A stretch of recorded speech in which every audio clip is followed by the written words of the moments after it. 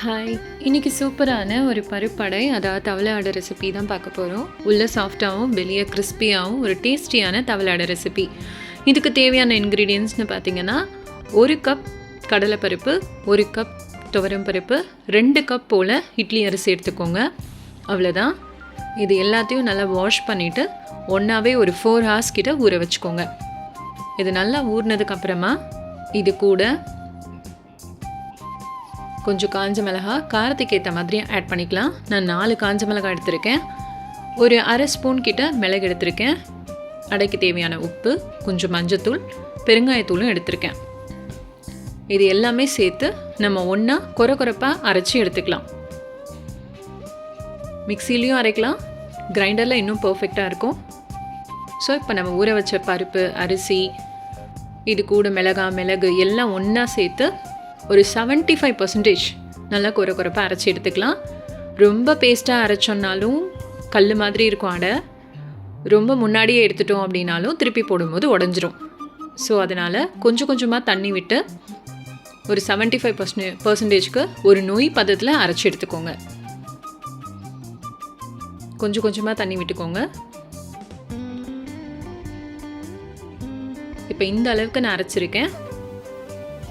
இந்த பதத்தில் கொஞ்சமாக கருவேப்பிலை ஆட் பண்ணிக்கலாம். இப்போ மாவு எடுத்துடலாம். இந்த மாவில் கொஞ்சம் ஜீரகமும் கொஞ்சம் உளுத்தம்பருப்பும் ஆட் பண்ணி தாளித்து சேர்த்துருக்கேன். இந்த மாவை ஒரு அரை மணி நேரம் நல்லா கலக்கிட்டு மூடி வச்சிடலாம். உடனேயும் வார்க்கலாம், ஆனால் 30 மினிட்ஸ் கழித்து வார்த்தோம் அப்படின்னா டேஸ்ட் எல்லாம் பர்ஃபெக்டாக இருக்கும். ஸோ ஒரு 1/2 hour போல் மூடி வச்சிடலாம். 1/2 hourக்கு அப்புறமா மாவை நல்லா மிக்ஸ் பண்ணிக்கலாம். இப்போது அடிகனமான ஒரு பாத்திரத்தில் நம்ம அடை வாத்துக்கலாம். தோசைக்கல்லும் பயன்படுத்தலாம். கொஞ்சமாக எண்ணெய் விட்டுட்டு ஒரு 1.5 கரண்டி மாவு போல் ஊற்றிக்கிறேன். ரொம்ப மெலிசாவும் இல்லாமல் தடியாகவும் இல்லாமல் மாவை நல்லா பரப்பி விட்டுக்கலாம்.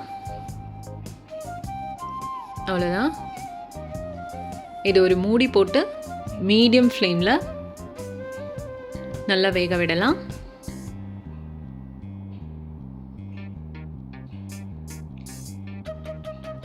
நம்ம ஓப்பன் பண்ணி பார்த்தோன்னா ஓரத்தில் கோல்டன் ப்ரௌன் வந்திருக்கும். அதுக்கப்புறம் திருப்பி போடலாம். திருப்பி போட்டதுக்கப்புறம் மூடி போடணுன்னு அவசியம் இல்லை. ஸோ இதையும் நல்லா ஒரு மீடியம் ஃப்ளேமில் பொன்னிறமாக சுட்டு எடுத்துக்கோங்க.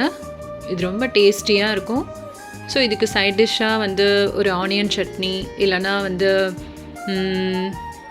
ஒரு ஸ்பைஸியாக என்ன சட்னி வேணாலும் இது கூட நல்லாவே இருக்கும். அவியலும் நல்லாயிருக்கும். ட்ரை பண்ணி பாருங்கள். தேங்க்யூ.